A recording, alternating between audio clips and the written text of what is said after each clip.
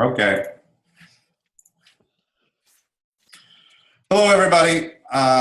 Good to see, or not really see most of you, but here we are anyways. So what I thought we would talk about today is just images in general. I wanted to talk about why images are important to us. Obviously, they're the building blocks of websites. If you're not building something in code, you've usually pre-configured the image in some sort of image manipulation program. So we'll be looking at a couple of them, maybe three. But to start, I just wanted to take a look at some websites that are using different images that, so let's look at Honor's website. So being able to control the size of your picture is pretty darn important when you're dealing with slideshows, because that's something like, here we go, for example, here's Bonner's slideshow. So they have to stay within this realm of this aspect ratio. The picture could be bigger or larger, but we need to have the length and the short sides be in the same aspect ratio so that when they, throughout the year, add new pictures, it'll look good in their slideshow. So that's one important reason to be able to go in and easily manipulate your images. Another example is Lansing's new website. 1 second. Taking longer than usual. Okay, so this is a newer site, and they're using a really big slideshow here. What we went with here is a standard aspect ratio of a PowerPoint, because that's what they had been using a lot to create their images. So that's why we get this kind of familiar looking widescreen square. As you can see, every slide they've made, custom made, fits really well for this particular slide. So without being able to use some sort of photo editing program, something like that would be pretty difficult. If you're looking online for pictures, like if I do an image search of, well, first thing came to my head, Kermit the Frog. If we knew we wanted to use him, and of course we'd probably go somewhere that we could use we have the fair use to use an image, but as you can see, all these images are different sizes. So if I wanted to throw together a slideshow of Muppet characters, then I'd probably have a really hard time finding each one of them the exact same ratio. So it's important to be able to go into a program and change the size of that. Also, when you're making your flyers and posters, it's really nice to be able to manipulate lots of different layers of content. So the first thing I promised to do today, oh wait, no, before I go into hands-on, I wanted to talk about 2016 design trends. So what we're looking at right now with web and print design is a few different commonalities. What we're seeing a lot is popular handwritten and simple typography, dramatic and bold font use and typography. Another example that's being used a lot now is kind of the evolution of flat design. If you've heard of flat user interface, which is used a lot in modern iPhones, where basically the image is not very detailed. Here, let's just Google flat design. So you can see there's these really basic images. This is a good example of a flat UI. But kind of introduced, and the evolution of flat design is what we're calling material design, and that's a phrase that Google has kind of come up with. The difference between a flat design and a material design would be that material design starts incorporating a little bit more shadow, and well, that's the main part. There's a little bit more depth to it. So we're starting to see this evolution of flat UI, but turning into what we can call material design or semi-flat design. Another popular trend right now would be card layout. So if you think of the Pinterest website, it's a good example of card layout. So we're starting to see that a lot more. I'm not logged in, but you know what Pinterest looks like. So what this is, why this is important and becoming popular, most likely, is because of responsive websites. Cards work really well when you're changing from a small screen to a big screen because these cards can just be arranged differently. I've been playing a little bit with cards on Linden's new website. We'll go ahead and show you that. As you can see here, we kind of have some different cards that when we change the size, these cards will then regroup themselves. This would be like if you were looking on an iPhone screen. So that card design has become really popular. It's a nice way to work in content. Another popular trend right now that we're going to be seeing is vibrant colors. Either monochromatic colors, so different color, or one color that's in different shades of lightness and darkness, or really bold combinations. Pantone, which you might be familiar with Pantone colors or not, spring colors seem like a very fiesta wear type color scheme. So if we look up Pantone 2016, you'll see what I mean. And so all these things that I'm talking about are really just a good starting point for your new design. It's helpful to know what designers are using right now so that you can learn from their years of experience. So here's those 2014 or 2016 spring colors from Pantone. As you can see, I'm pretty sure my sister had Fiesta Wear collection in that lovely pinkish rose color, but almost all of these really remind me of that. Here is an example of what's been talked about a lot. This image here is kind of an example of colors that are kind of popular right now: cobalt, lively lime, marsala, but then also in that material design or flat UI. So you can see there's a little bit of shadowing, there's a little bit of faint gradation, and then kind of striking colors next to each other, colors that really pop. A lot of people are saying that in 2015, we kind of took a return to 50s art style and 60s art style, but what we're seeing more now is the return of 80s and 90s. So what you're seeing a lot of is big shapes, bright colors, and some of the examples I've seen remind me of my Trapper Keeper from middle school. It's definitely very 90s looking. Not that it's something I really love, but it's just a nice idea of where things are going. As well as shapes, what is becoming more popular than just photos would be illustrations. So continue to see a lot of infograms and just illustrations in general, and that kind of fits in well, I think, even with the handwritten typography that you're seeing, illustrations and handwritten typography. So there's kind of a throwback to maybe some early web stuff, but maybe done in a little bit more refined way than we were doing with GeoCity sites in the mid-90s. So that's just kind of some of the trends that I've been reading about. When I'm looking at projects, I like to look at those so that I can hopefully not make mistakes and improve on what's popular already. We've talked about some sources before, but I think it's always good to bring up again. I know one of Robin's favorites is Comfite, and this is for getting your Creative Commons images that you're free to use, and it's always a good starting point when working on a flyer or a new logo, any of that. So the main thing here is that we can search and we'll be able to basically filter by what's Creative Commons. So here it is already chosen, Creative Commons. So we know that for the most part, these images, if we were to download them, usually you have to go ahead and give credit to the original artist, but it's a good way to start. And if we get to some later design, I can show you how I use some of these and kind of make them my own. If you don't really like Comfite kind of pulls from lots of different pages, but what I'll also use sometimes is just a Flickr advanced search.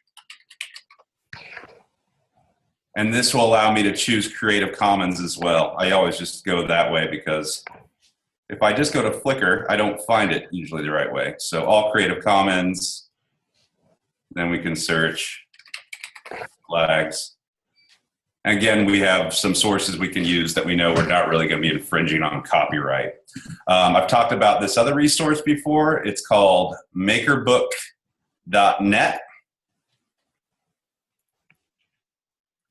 So this is just a nice place to go. It has a place for photography. You'll probably find things like CompFight listed here, but that's not really what I use this for. There's a link to lots of different fonts you can find. But I like the colors part. It points us to the Adobe colors.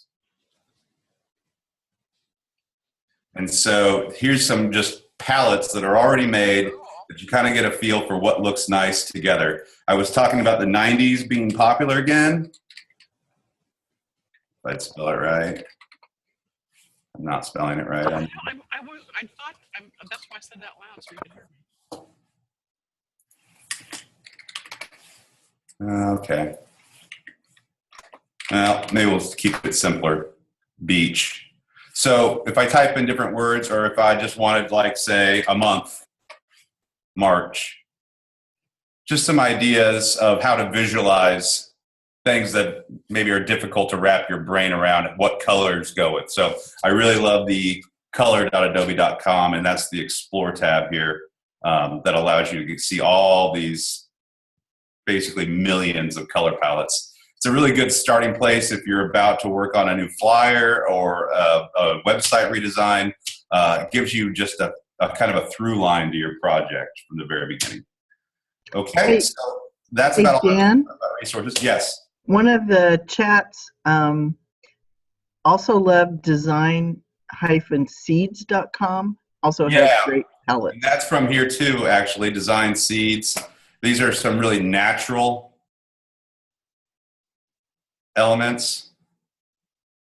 And there's also some links to, as you can see here, that they've put in a picture and it pulls the colors. There is a link for a site that does that same thing. So if you have like a picture of maybe, like, since I'm looking at Patty right now, a quilt, and we wanted to create a palette from it easily, we could take a photo of it, load it up to Pictaculus, and it'll tell us what the hexadecimal colors that go with that. So we can start using those different colors in our new theme. So I could take that picture of the quilt behind Patty right now and use that as a base for a new flyer, because it's not that I really want the quilt, but there's just something about the feel of those color combinations that I think will work really well in my next program. Okay? Right. And quilters are doing the opposite. They're taking pictures that they love of flowers or nature, and doing that, and then pulling their palette to make a quilt. Sure. Yeah. Makes sense. Cool. So yeah, this makerbook.net is just kind of a good place to go. If you can't remember anything else, if you remember there, it's just a launch pad for lots of different places. Okay, so the main thing, if you don't know how to do it already, I just want to talk about, for Windows users, how to make a quick screenshot or store something and then do a quick edit in Microsoft Paint. So let's say that we had that picture of Kermit and a picture of Miss Piggy, and they were really similar in size, but just not quite to fit to the same slideshow. So let me pull up my Windows. So let's say that I have a picture open on my Windows desktop, just like you all do. This also works really well if there's an error message that pops up on your screen. So what we're talking about now is how to do a quick screenshot. So I'm going to go back to Kermit. Images. So yes, I could just download this image, but what we could do also is to do a quick screenshot on your Windows computer, you would hit the print screen button on your keyboard. So you tap that. Then you open up Microsoft Paint. Now you hit Control-V, paste. And this gives us an instant basic starting point for a screenshot. So that works really well if there's an error message that popped up on your screen and you just send it off to us. But also if you're just trying to do a quick edit. So let's say I just want this, and I can click crop, and here we go. I can now save it and move on. So that's really fast. I want to talk, now's a good time, about PNG files versus JPEG files. They're both compressed images. The thing about PNG files is it's going to allow an alpha channel meaning transparency. Transparency is important. let's look at another site real fast and see why transparency is important. Let me get out of my windows. So here I have a circle picture. To get this, I had to save this as a PNG file so that I can have basically all this space around it, which is still a rectangle, transparent so that it floats on top of it. I couldn't do that with a JPEG because it doesn't have transparency layer. It would always be a square. So if I want to put a button on my site, but I don't want, and I want it to have edges like this has here, then I want to make sure I always use PNG. So that's why I always work in PNGs instead of JPEGs. Okay, so the other things we can do really fast with Microsoft Paint, if you're not doing it already, is we could resize this image. So I talked about trying to get things all to match up. Let's say that I know my slideshow has to be 200 pixels tall. Here I can change it and it's gonna fix it. So I would do these for quick and easy dirty fixes. I also mentioned that if I had a warning message come up and I want to do a screenshot of it, or if maybe I was making instructions. I use Paint a lot if I'm doing instructions like walkthroughs for how to do something with technology. And I'll use little things like these arrows so that if I need to point something out on the picture before I attach it to an email, or even type something out, it's like, this is what I meant. So Microsoft Paint can be a really fast, quick tool for doing these really simple fixes. But once we start becoming advanced or trying to do advanced things, then really we want to move on to a different tool. And so that's why I'm going to talk about GIMP. So I'm going to go ahead and close my Windows, Microsoft Windows instance right here. And I'm going to be using just OS X for the rest of it. The GIMP program, however, is the same basically for Windows or for Mac. So all the options should be the same. Don't get too tied up that I've got a dock down at the bottom of my screen and that I'm using a Mac operating system, okay? All the options are pretty much exactly the same. So this is GIMP. I'm going to go ahead and close it and then restart it. I put a link on our website for a place to download GIMP. I just recommend getting this software and a lot of other software from Ninite, which is what we use to update our software at the libraries. I know if I get it from there, it's not going to have a bunch of bloatware on it or adware. It's going to be a clean install. If I do a Google search for GIMP download, I might be pointed towards a website that's a little bit more nefarious and could give me some real junk on my computer. So Ninite.com is a good place for getting software that's available there. And GIMP is one of those. So here we have GIMP. I'll go ahead and just talk about the different areas. And then we can talk about what you can do with it a little bit, I guess. This main window would be kind of where our document lives. So there's nothing in there right now. So I could go File. I could create a new document. This is where if I knew that I wanted to have something in print, then I might just go ahead and switch it to 8.5 by 11 right now, or maybe a little bit smaller since we know that when we print it, we're going to lose a margin. So now we have a plain document. This is our workspace. On the left, and actually this is kind of arbitrary because obviously I could have it switch back and forth however I feel comfortable. But this is our main toolbox window. This is where all of our little tools are. We have a lot more options than Microsoft Paint. Below this, the way we have it set up is just different options for the tools. So it all is contextual. If I'm pressing on the brush, then I have options to deal with a paintbrush. Again, all of this is kind of arbitrary because I could dock this in any way that I want, but this is the default. So if you were to open it up, it should be similar to this. The other important area is the layers. So what pulls real photo editing software, in my opinion, from something like Microsoft Paint is the ability to use layers. Layers allow us to do a lot more complex things with raster images, raster being pixel-based images. So I can create new layers here. I can copy a layer. I can trash them, and I can move them up or down. So these are all going to stack. I talked about alpha channels before. As you can see here, I just created an image, and when I use the eraser tool, it's just erasing back to my background color. If I were to switch the background colors, then it's erasing to the background. But let's say I'm going to be doing multiple layers. Well, if I'm doing multiple layers, then I really can't deal in opaqueness. So we're going to add a transparency layer. And I can even turn, by right-clicking on this background layer, I can add an alpha channel to it. As soon as I add alpha, I'm going to use that eraser again, and you're going to see that it erases completely through an image. This is important when we start adding different elements to our image.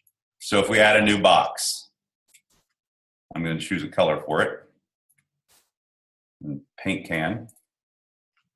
Okay, so this is how it's important that they stack. If I wanted to have more rectangles, I could just duplicate the layer and then move that one around. Does that make sense how layers are kind of working? And so in Microsoft Paint, we wouldn't have that. As soon as I draw a rectangle in Microsoft Paint, I can't do anything else with it anymore unless I like cut it out. Then I'd be able to do it. But because we have all these layers, I can hide them. I can make more. I can just change the color of one of the layers. I can also apply effects to just a layer. Okay. So I want to talk about the tools that we have a little bit.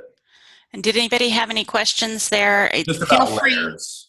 Yeah, feel free to type stuff into the chat or unmute yourself and interrupt Dan. Yeah, and I'm not seeing the chat window, so. Okay, we'll let you know if something shows up there. But so I don't know if I'm going too fast, too slow, but we're just trying to kind of get an overview of it because really we don't have all day here. So I just want to go over these different tools and what they kind of do so that you have an idea for when you start jumping into it. This is, by the way, I didn't mention, this is our undo history here. So it's just an easy way, instead of saying edit, undo, which I could go through, this is kind of like just a shortcut to jump way back in my history of where I was. So if I was like, oh man, I've been making a mistake for quite a while here, I can go back and start from where I was. That's another thing you're not going to get with something like Microsoft Paint, is all of this history of moves that you've made. Okay, so tools, I am going to start with fresh. So the first 4 or 5 here really are all about selection. So obviously if I have a square selector, circle, lasso just allows me to draw around something. So if I were to take an image, let's say of that Kermit picture again, and I just wanted to cut him out from the background, I'd use probably something like that. Let's open.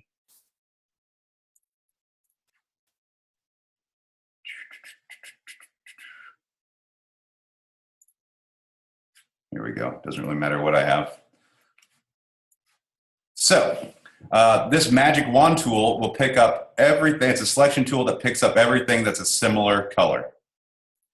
If I hold down Shift, just like in my word processor or my Excel, when I hold Shift and click things, it means I'm adding to it. So if I hold down Shift, I could end up clicking up the entire picture here of different colors. Alternatively, if I use what would be the, I think on your computer, it will be the Control key. That's the only difference between Mac and here. It will minus. So this subtracts from the selection. And that's universal for any of these tools. So if I started with a circle and then I wanted to add a little piece off, then I could click on it and then hit Shift and it'll keep them both. So it's just a way of finding selections. This last one is colors. So I can pick this up. It's just an easy way of switching colors. So let's say everywhere this guy is this certain green, I'm going to want to switch it to a yellow. This is just an easy way to pick out those colors. See, we're kind of coloring them yellow now. So selection is really important when we're doing photo type editing. Really, it just kind of narrows down what we're working on. I'm going to kind of skip around some of these because they're ones I don't use a lot. The eyedropper tool is a really good tool for getting a color pulled from your image. So let's say I want to know what this blue is because I want to use it more later. I click on it, and now I have the hexadecimal notation for it, so I can use that between any other software. And I can also use this, like, say, with a different tool. Let's say we're going to use it with the paintbrush tool. So now that's my main foreground color. Whoops. Because I have a selection right now, it's only going to do it inside the selection. So if I'm painting here, nothing's going to happen. That's why I was saying select is important. I can select none, and now I'll be able to paint over it. So we can get rid of that unify access point off of the wall. Anyways, that's what the eyedropper tool is for. Skipping around, this is just a move tool. Skipping further, this is your rotate, your resize, and some different ways of kind of shifting the image around. Again, this is where selection is important. Because let's say I want to remove something. I could resize this picture, but usually what I want to do is resize something inside it. So let's go ahead and duplicate the layer. Now let's say I'm going to go ahead and try and do my best to highlight this clock and do like a Salvador Dali type effect. So like I said, these are all the distortion tools. I've got rotate. So if I want to do it that way, I could rotate the clock around, or I could resize it.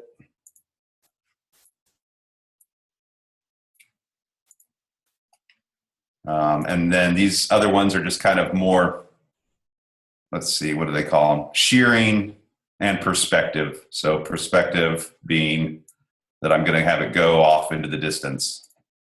So really, I'm just kind of pulling them together, as you can see. Then we come to the next main one is our text.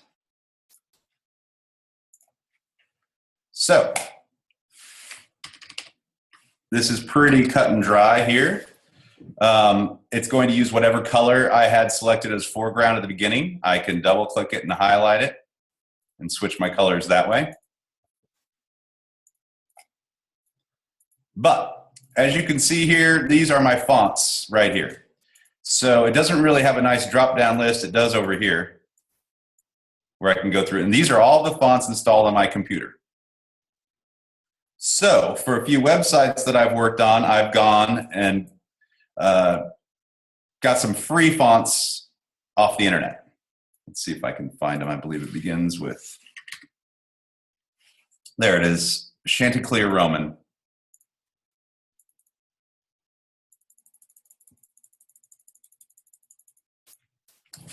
So, and then your text obviously still, just like any of the other layers, is still floating. So you can move it around wherever you like, just like you could do with a PowerPoint. Let's see, I was going to say something about fonts. I know when I'm working on an important option of text,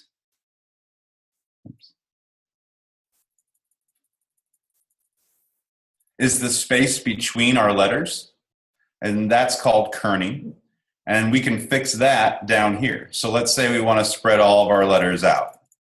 I would say when I look at materials that have been printed or on the web, this is something I usually kind of draws out at me, like if it was done wrong or really well.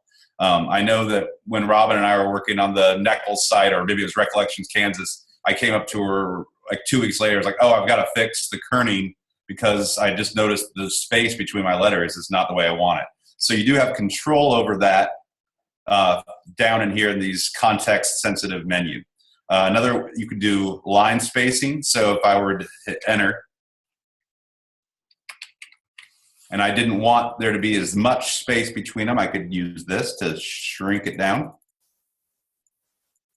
And then we also have, just like a word processor, we've got justified, center justified, right justified, all of those types of things. So as you can see here, every tool, as I've mentioned before, has its own context menu to go with it.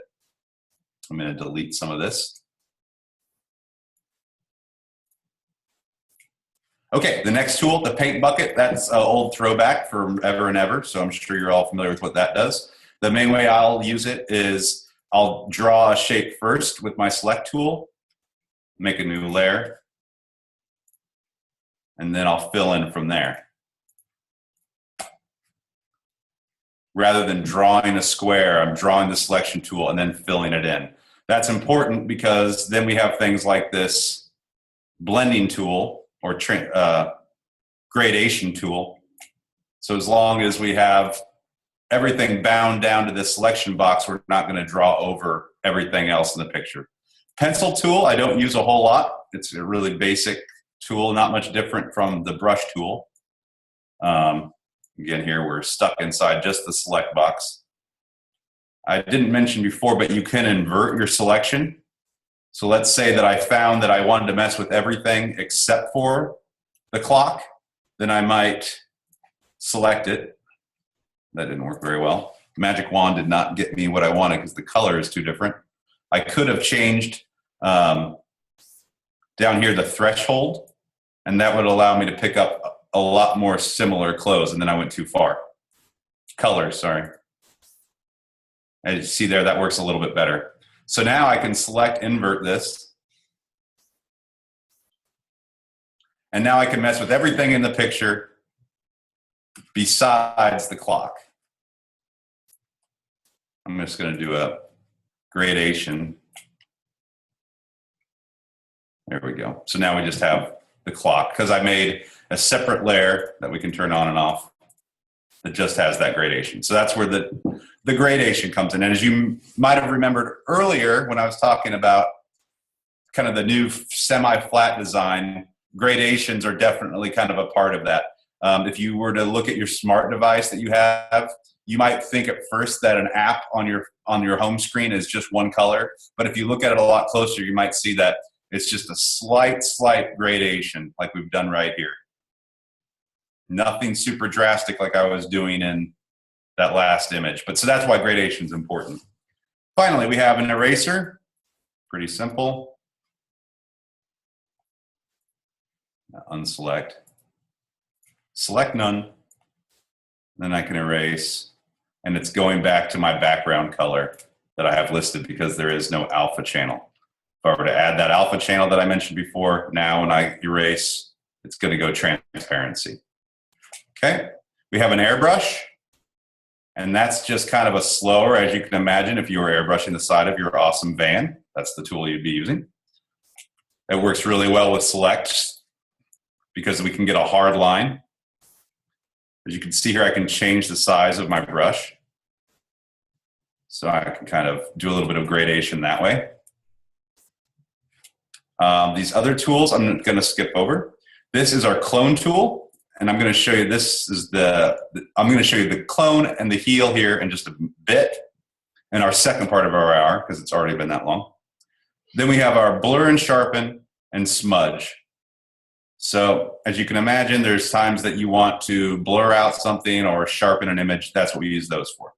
So I'm going to show you how we use the clone tool because I think that will be of interest to you. So let's open up an image I already had. Close without saving. File, open. So here's my work in progress. So here you can see this nice photo. It's been restored. Before I worked on it this morning, it looked like that. So you can see there's a lot of different things that needed to be done to go from that to that.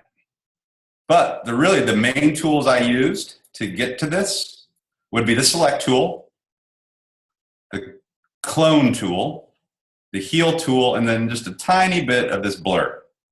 So let me go back and duplicate this first picture. Now I've got something to work with. Just so you can see how the heal tool, for example, works. I'm going to pull open another window that's handy. It's under view. It's called the navigation window. And this just gives me a little way of zooming in and getting into parts that I want to be in without a whole lot of fuss. So, heal tool. Heal works really well. I'm going to make my brush size smaller because when I'm working on something this size, you want to go more relative to the problem area. So we'll go down, down, down, down, down.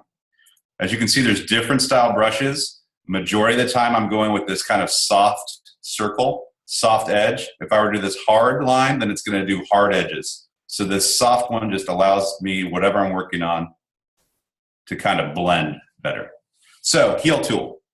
I'm going to hit my, I believe, like I said, it would be Control for you all. I'm hitting the Start key on mine because I'm a Mac.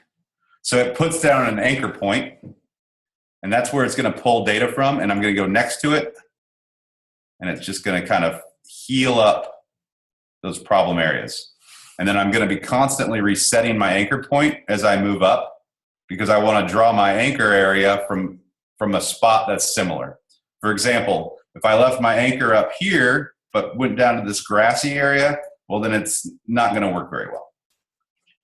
But if I reset the anchor down to this grassy area and then fill this out, it's going to work a little bit better. So you can see that the heal works pretty fast, pretty easy. And the difference between it and the clone tool is that the heal tool does a lot more blending. The clone tool pretty much just pulls whatever you have at your anchor point and puts it over wherever you want it. So if I anchor up here and draw on the grass here, it's going to completely go white. But if I had to use the heal in the white area, it's not going to do that. It's really just going to do the texture part. So sometimes you have to use a combination of both. In this area up here where it's just completely damaged, I can't use the heal tool. It's not going to work. There's nothing going on there. So first I'll have to go in with clone, and now I can create that area again. So just real basically, that's the difference between those two. And I told you that I also used the blur. So as we get in tight, you'll see that there's some artifacts, maybe some kind of squared or sharp edges, and I'll use the blur tool to kind of mask those out. And in my context menu, I can say how much rate I want it to blur. So this is really subtle. You can barely see it. There you go. So really a combination of those. And I said that the select tool is important too, because really a lot of times you don't want to go messing up something that doesn't need to be touched. If you select the right area first, then you know that you're touching only the parts you want. Finally, as you can see, I have this nice clean edge on the final. The way I did that is I took a square and I draw it. And down in my context menu, I've got some different options. I've got rounded corners here, and I can do a radius here. If I go to all the way to 100, that's going to give me something similar. I can then, so right now I'm selecting the middle part of the picture, but I don't want to do anything with that, so I select inverse. Now I can go back with something like this eraser tool and take it down to the background color. Or if I wanted to use the paintbrush, I could use whatever color I want. So I say. Select none. Whoops, sorry. This is actually right now, as you can see, whatever I'm painting, even though the color is blue, you might run into that when you have a gray colored picture to begin with. That's because it is set to a grayscale mode. So that's where things get a little bit more complicated. If you have it back to RGB, then you'll see when I paint, it goes back to blue. So if for some reason you see that you're working on a black and white image and it won't give you color no matter what you do, it's probably because your mode isn't set wrong, okay? I want to show you quickly, we talked about in Paint about how to make an image a certain size. let's say we want to know exactly how big this image is. We're going to go to Image and Scale Image. And here we can see how many pixels it is, or from the drop down we can see it in inches, if that was more important to us, because we were going to use print. So let's say, okay, I know I actually only want it to be 2 inches. If I have this selected right here, it'll allow them to stay the same aspect ratio. Now it's going to change the actual image size. So that's doing the same thing that we were doing in Microsoft Paint, basically. Another option I use a lot besides scale image is canvas size. So when I change, it's really similar looking to the last option, but when I change this, let's say I raise it, and this is broken right now, I could turn it back on to keep the aspect ratio. Now when I resize it, it's going to give me more space to work in. So if I ended up having a picture that I wanted to add some text to the top, then I might change the canvas size to give us a little bit more space. Okay? So that's restoration. I'm going to show you a couple more things. Just looking over my list. Let's say we want to make a stencil. Then GIMP Shop can be really helpful with that by using a posterizing. Hold on a second.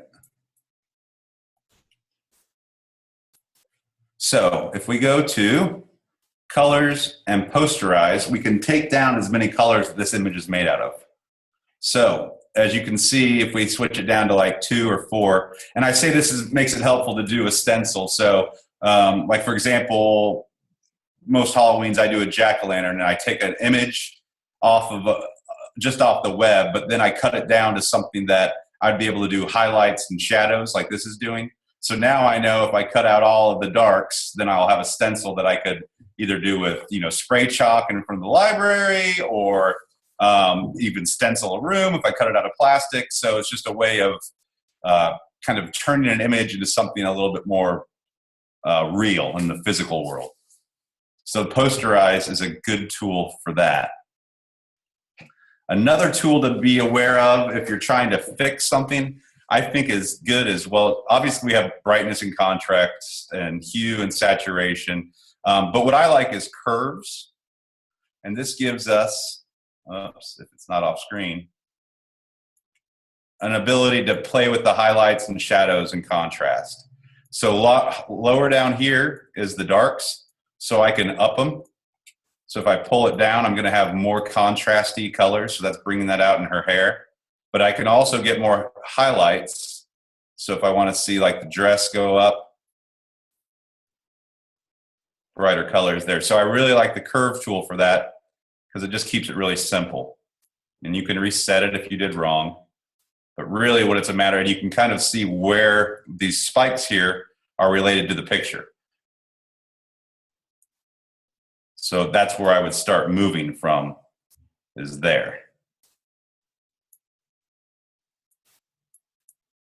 So we can get a little bit more of a dynamic picture than we started with just by playing by the curves tool. Okay. I showed you the navigation.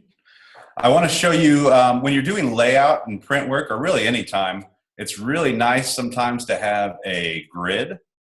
So if we go to View, we can show grid, and we can also change from the Properties menu how often these lines intercross. But that really can be helpful if you're just trying to figure out placement of things. Something similar to grids would be guides. So I can create a new guide, if I remember how. Guides, new guide by %. So let's say I want some center lines so that I know where to line things up with. I could do vertical, 50%, and now I know where the center point of my picture is. I can also snap. So if I click here, I can snap things to the guides. It was already selected. Just an easier way of centering items or just finding how they lay out. So grids and guides can really be your friend when you're working on a project. Okay. Any questions about where you would start with a program that does so much on this?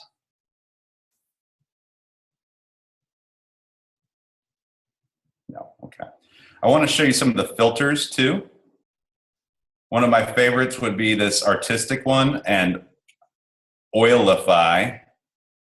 And when we use this, it kind of does a watercolor or oil painting effect. And you can do it more and more. Let's zoom in. So you can see it kind of turns it into more of an artistic type picture. There's a lot of filters that we can use under this area, under that tab. And really it's just a matter of what you're trying to occur. Gaussian blur is a very popular one. Basically it'll give us a fuzz by 5 pixels. Makes it blurry. So if you wanted to do something to your background to blur it out, you might use a Gaussian blur and then add a new layer up front. That's gonna, well, not quite like that. Add a layer with transparency so that it can be in focus while the background is blurred, okay?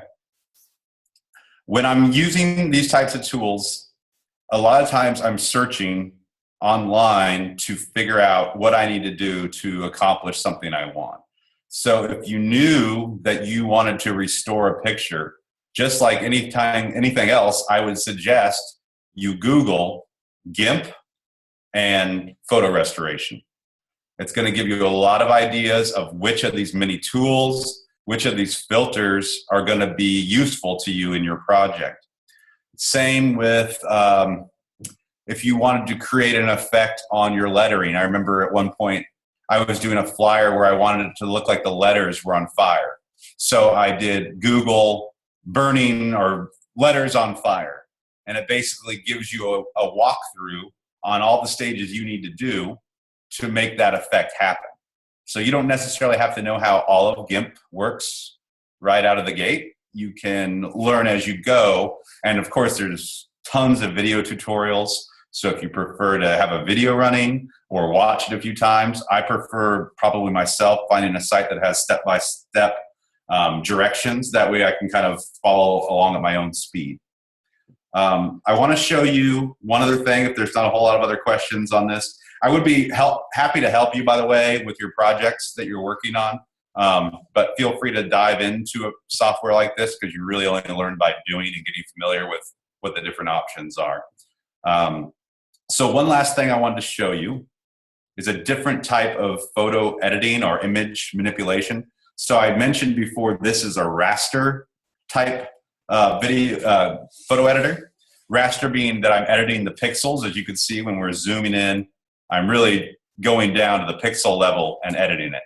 So there's also vector images, and I'm going to pull up Inkscape, which is also free open source software. And this looks the same on a Mac or Windows, just like the GIMP software did. If I can find it, here we go.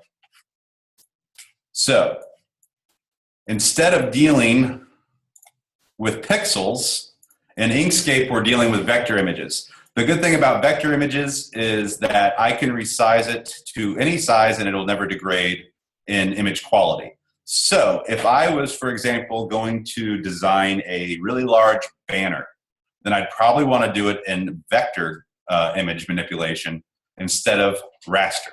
Because that way, when I go to have it printed, I can choose whatever size I want it to be.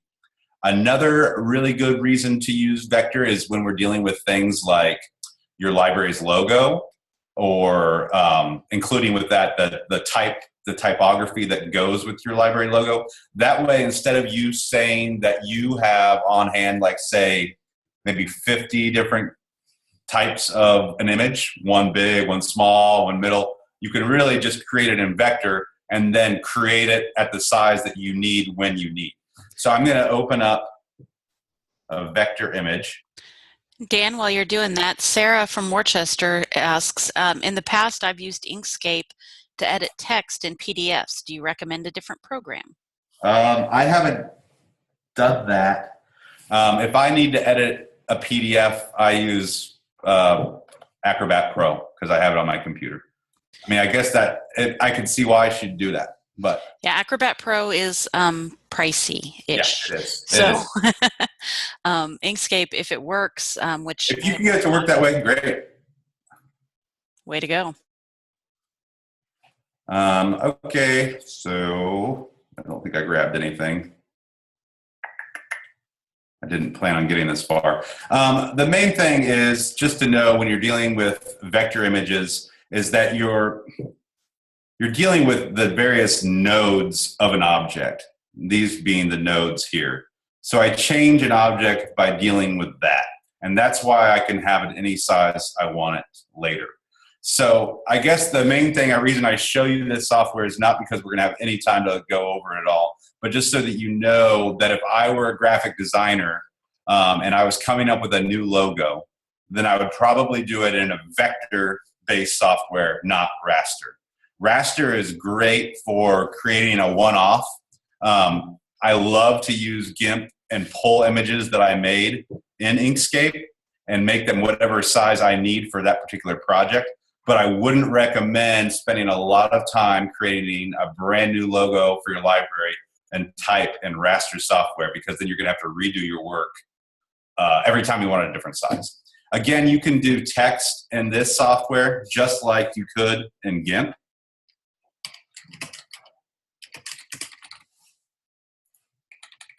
Oops. And what I was going to show you real fast, and this kind of goes on with what Sarah was saying, I think, in a way, is this vector program has some really great options for text. Whoops.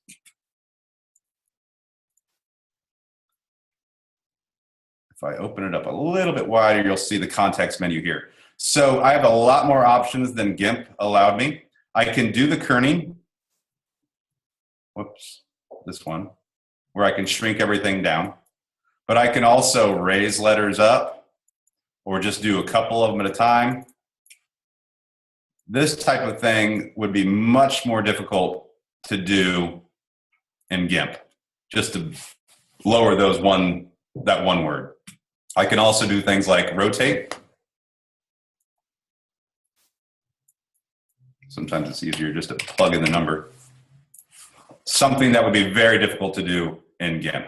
The other beautiful thing about this is if I get my library name just the way I want it, I can resize it as big as I need in relationship to my other objects. And then also, I can export or import it at that point at any size I want as well. Inkscape's going to take a lot more work to get used to, just because it's just a different world when you're dealing with these nodes that you mess with. But you can do some really neat things. One last thing I'll do is I mentioned like the posterizing effect that I did before. So let's open that same picture up inside Inkscape, if I can find it, desktop. This is the damaged version. Open a new window. So I can take objects and I can basically turn them into a vector image by doing tracing the bitmap.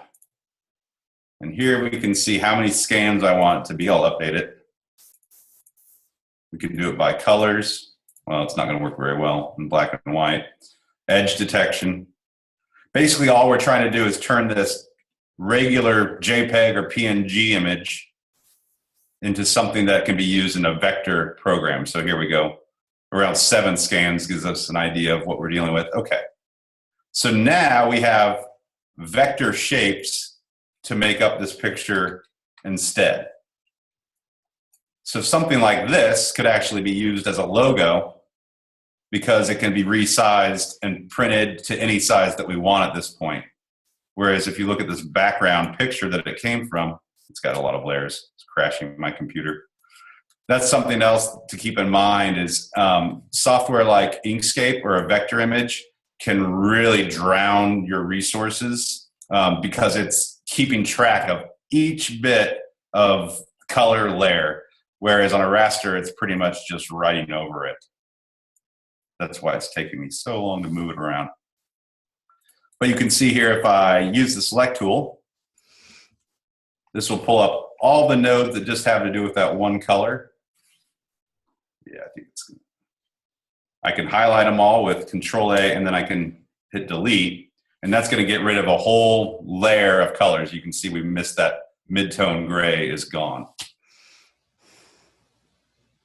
Okay, well, I know that's more than a beginner, and there's really a lot to learn. Obviously, I've been using GIMP for probably 8 years and Inkscape for 2. So I can be a resource, but like I said, feel free to play around with the software. The main points that I see our libraries really needing something like image manipulation is for your website, when you're trying to create new buttons, when you're trying to add pictures. Let me go back real fast to Bonner's.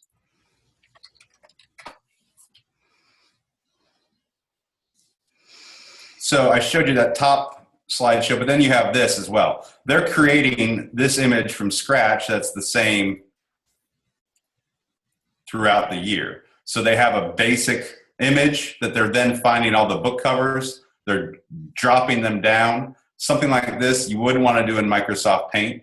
It really starts becoming a little bit more complex because you've got this text, different sizes, different fonts maybe even, and then all these different other pictures, and then saving it always at the same size so that it fits into your slideshow. So for something like these, you're really best off using a program like GIMP or Photoshop. Make sense? And one thing I put in the chat, links to lynda.com tutorials for GIMP and Inkspace. If you have a Lawrence library card, you have access to lynda.com. I don't think Topeka has it. Maybe Johnson County does, though. So either of those cards will get you access to lynda.com, and those are well-made professional tutorials. Doing a quick search on the internet will find you a billion tutorials, right. But Lynda's are good. So right.